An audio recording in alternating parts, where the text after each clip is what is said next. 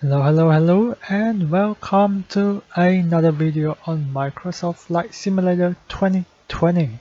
Today, I am going to show you a few things that I have seen during my flight on Microsoft Flight Simulator 2020. If you have been watching my live stream, you would have seen me doing a couple of flights, quite a different variety. A lot of the challenges, the landing challenges, the bush flying challenge, um, mostly those things that I've been showcasing on the live stream. But I have separately done some flights. So this footage that I'll be showing today is a flight that I did from Queenstown to Fiordland. I'm not sure if I'm pronouncing that correctly, but it's close to Milford Sound. It's around that area. If you have been to New Zealand or if you know a little bit about New Zealand, you would know that Queenstown is one of the most beautiful um, uh, well, it's not country. I was going to say country, but it's not. A city, I guess. Area. Milford Sound is not a city. It's a nature reserve. Queenstown is a city. So in the footage that I'll be showing you in the next couple of minutes, as I take off from Queenstown, you will see some of the houses, the town center, and as we trek towards north, you will start to see the amazing landscape around Queenstown and Milford Sound. So I actually went on the Xbox game bar, and there is a feature that I didn't know existed, but I can basically put in a request or a note and ask for someone to be a multiplayer. And I have found a random stranger who wanted to do a flight with me. So that was awesome because I can show you what the multiplayer looks like, and I actually have all the live weather, live traffic, everything turned on. So you may see some chaos around Queenstown Airport. It is one of the most popular airport in the world, given that there's a lot of terrains. It makes the landing quite challenging. I have been there myself once, and I can tell you that the um, approach is pretty amazing. And yeah, so if you do not know, I am a Cessna 172 rated pilot. So a lot of the things that you are seeing here are based on real world procedure, but I may have missed a few things here and there because I haven't been flying for quite a while, a couple of months now, with COVID and everything. So things probably not going to be, um, fully legal, I would say. But if you are doing your real world training, don't follow my procedure because I didn't look at the checklist. It's all going by my head, and I may have missed a few things here and there. So um, just take it as a grain of salt. But yeah, definitely don't use my procedure in real world flying. So yeah, as I said, I am a 172 rated pilot. I am also a Diamond DA 20 rated pilot. I have flown the DA-40 once. So those are the three aircrafts that I have I have a very little knowledge of the DA-40, but I do know like the flight characteristics of the aircraft. In terms of the DA-20, it's not included in the standard package, but we have the 172, and I am rated to fly all the different types of 172. As you know, there are quite a different variety of 172 out there.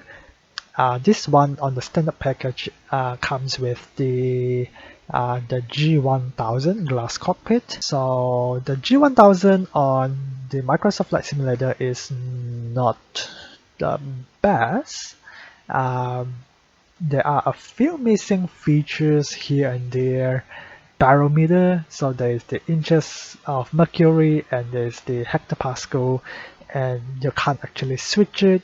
And there's a terrain radar thing. So on the Garmin G1000, they should have the terrain data, but there doesn't seem to be a way to turn that on. On the primary display, so the one that is showing the artificial horizon, there is some sort of a topography graph, but it's not very useful. So yeah, I don't think that it's actually working that well in that aspect. So as I'm flying out of Queenstown and into the valley, you can really see the difference on X-Plane and Microsoft Flight Simulator. So I usually fly on X-Plane, and there is quite a bit of a difference in terms of like visual wise, and many of you may know that Microsoft Flight Simulator is very visually appealing when it comes to like buildings, weather. It is sort of a next generation. So in comparison, in that aspect to explain, Microsoft Flight Simulator is definitely an eye candy. So I am flying quite low around the valley from Queenstown to Milford Sound, which is my first stop. And you can see this cloud which is quite low, and I'm flying through it. The visibility is very limited, so I'm relying a lot of instruments, and of course with the very little visual that I can see outside, I'm navigating the valleys through a little bit of visual as well. And of course, a little bit later into the flight, we get into a lot of rain. There is quite a bit of, I'm not sure what's the right word, but the sound of the rain sounds a little bit weird to me. I mean, I don't usually fly in rain, so I'm not sure how it actually sounds like. But yeah, just the rain sound, it just sounds a little bit off to me. I mean, like I can't really say because I don't usually fly in rain. Um, but yeah, to me the sound is a little bit off. But if you have been flying in rain on the 172, definitely let me know what you think of the sound of the rain effects, because yeah, I just don't really like it for some reason. But yeah, as you can see, I am still flying multiplayer. One of the random stranger flying around. Oh well, um, they are flying a different plane, so they have a different speed, so they have to wait around for me. But yeah, we make it work, and yeah, we ended up getting to Milford Sound in one piece, although we can't really see much because of the intense rain. And if you do not know, Milford Sound is one of the wettest place in New Zealand, because Milford Sound is surrounded by so many like valleys, well, mountains, not valleys. Um, and yeah, in New Zealand, it is one of the wettest place. I think the rain probably over 300 days per year, which is pretty insane. I have been to Milford Sound once, and I was told that was one of the wettest day ever, and the rain was it's really like heavy. I did the cruise over the it's not like the sort of like a river that flows in from the Tasman Sea, and overlooking all the mountains, and you can see all the waterfalls coming down from the mountains on both sides. It is really stunning. So if you do come to New Zealand, if you do come to Queenstown, or if you are planning to come to Queenstown, absolutely put Milford Sound on your list, because it is one of the most stunning place, or one of the world wonders in the world. So if you get the opportunity, I would highly recommend that you check this place out. But back to the same, you can see the rain effects are going through like the glass, the window. Yeah, it's definitely something different. In terms of visually, this is not something that you usually get on X-Plane, and it is quite refreshing to see that.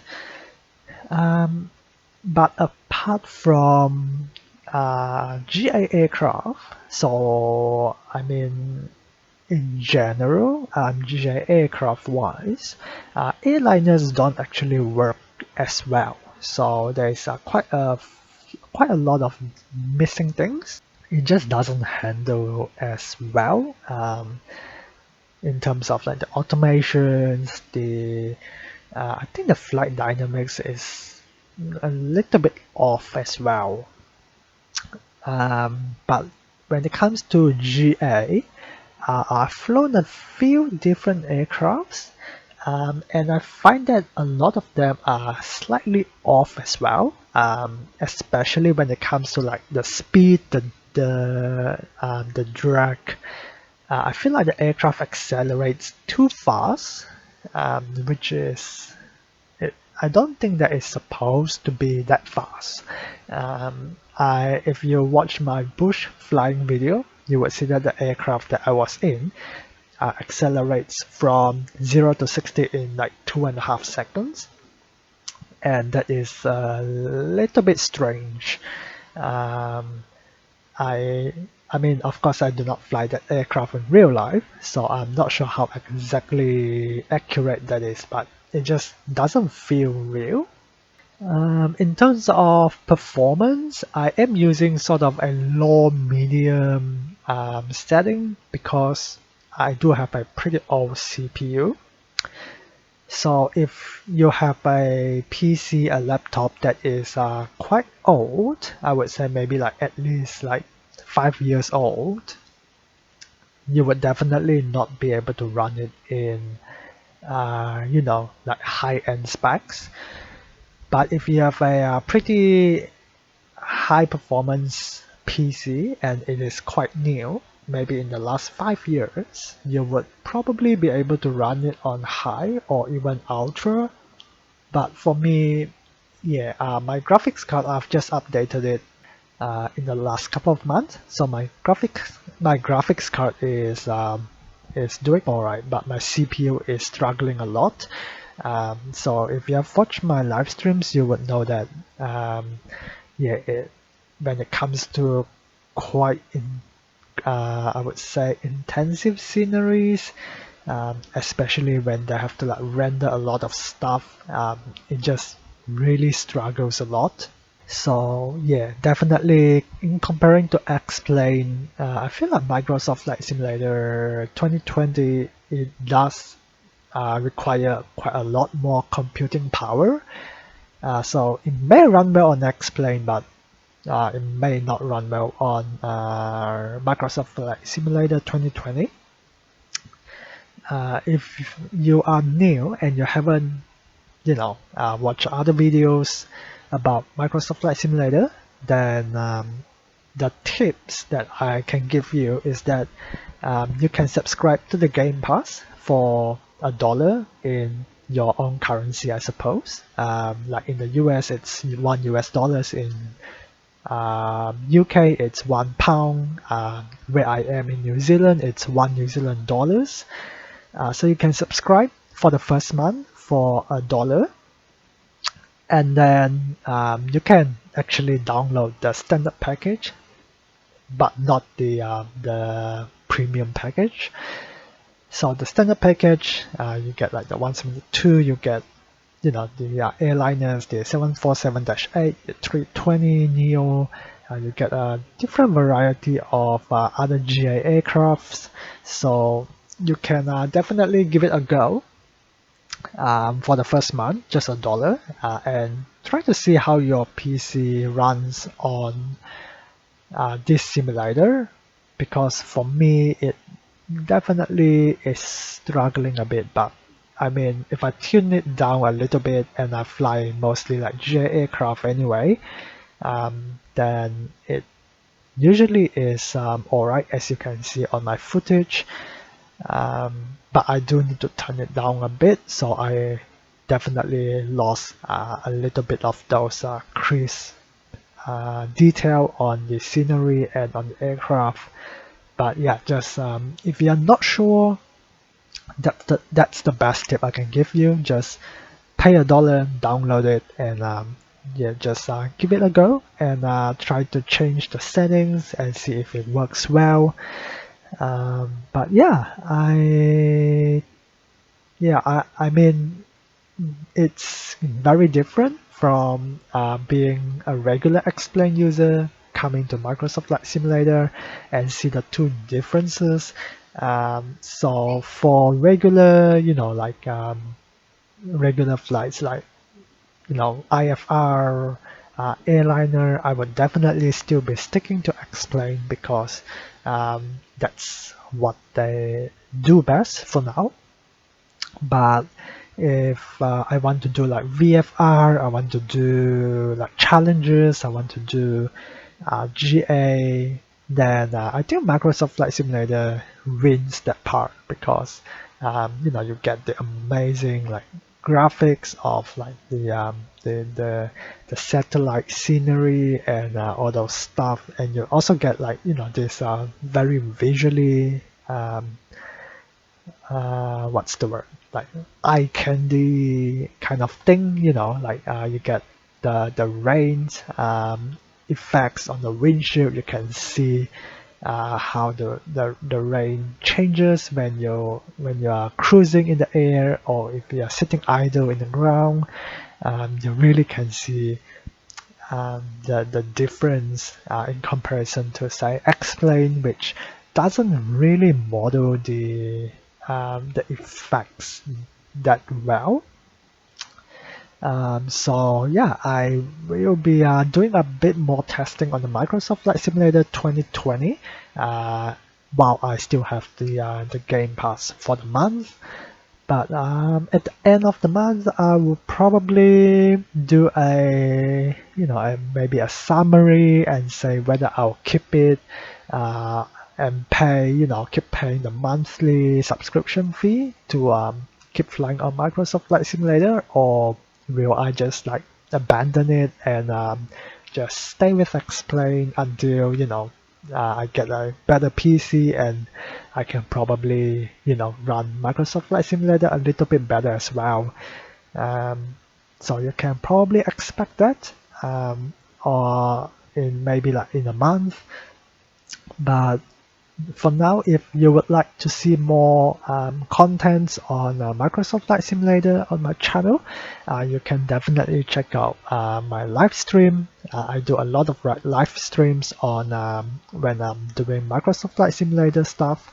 I'll probably be doing a few videos on Microsoft Flight Simulator as well, especially when I'm like doing something that is a bit more sophisticated, like multiplayer and other stuff. I might not stream online. I'll try to like save the bandwidth and get it